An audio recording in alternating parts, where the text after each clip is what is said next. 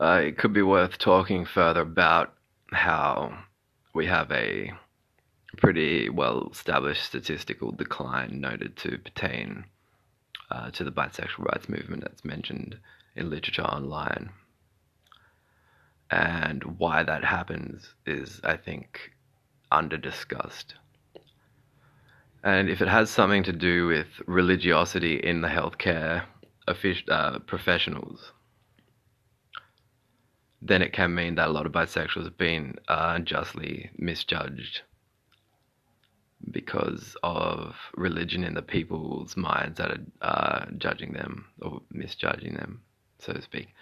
So the idea that what people get from, and I see this a lot in Christian proselytizers, um, it seems to be as prevalent too in the minds of these Freemasons, is if you examine the Christian story, as I talk about on my show, and you know, if you aren't offended today by the bisexual rights movement, then it's hard not to be offended, not be offended by the crucifixion,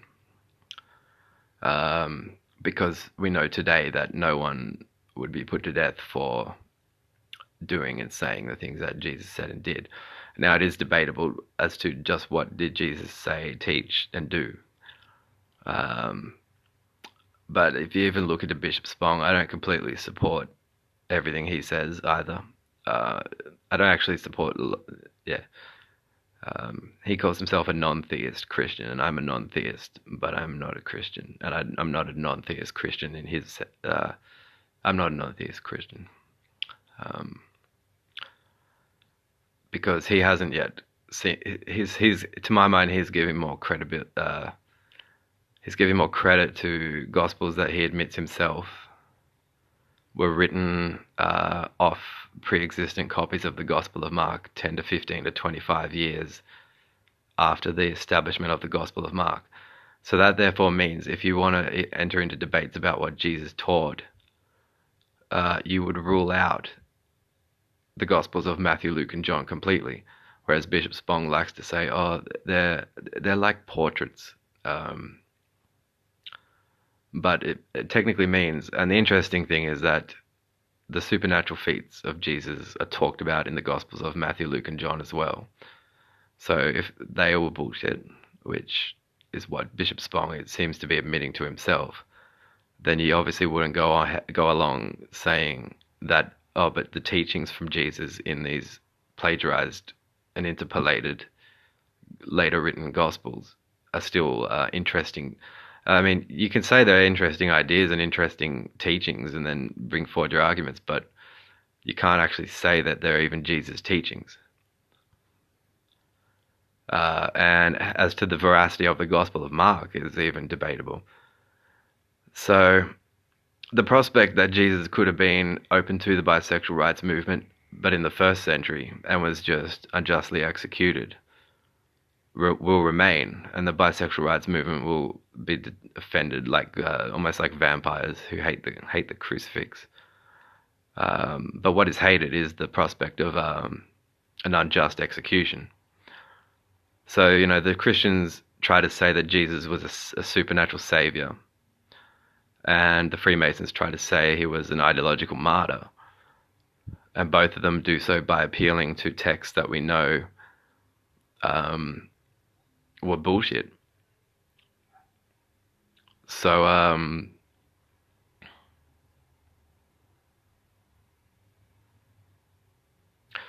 yeah, so you could say both of these church groups, the Masons Church and the Christian Church, they both enjoy biphobia, and the biblical literalists even enjoy saying that we're inbred and biphobic as well. You go, right.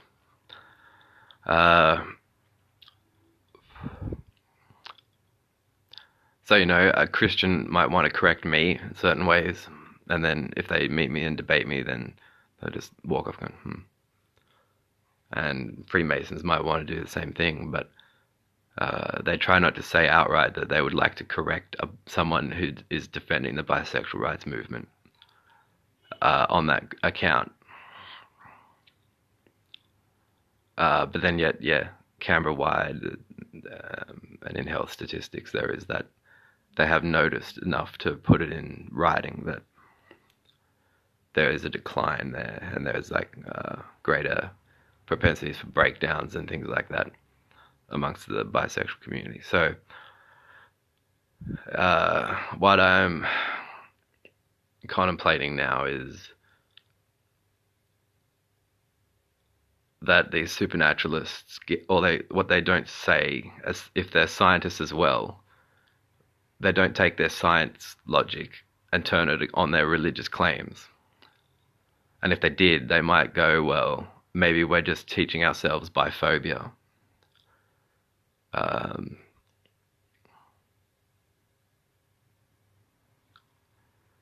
uh, and maybe there is then, therefore, some sort of connection between, to be a healthcare professional, you have to have some sort of, you're around people who are sick all day, every day. They're showing you massive dirty feet, and they're always sick and puking, and they're always so fucking sick. It's often religious believers of one kind or another that are drawn to the profession in the first place, because they do put up with a lot. So they have to therefore have some motivation to not care to put up with a lot. And that motivation is often a belief system. So, but if the belief system is making the professionals biphobic, then they might move in on a bisexual rights movement defender and go, oh, we think you're, this, that. You're like, well, if you really think that, shouldn't we appear in court tomorrow? No, I just want to put you in a hospital. You can do experiments yourself. Try, the silent treatment. Try growing your hair long. Looking like what they believe in nailing to a tree does bring it out in them.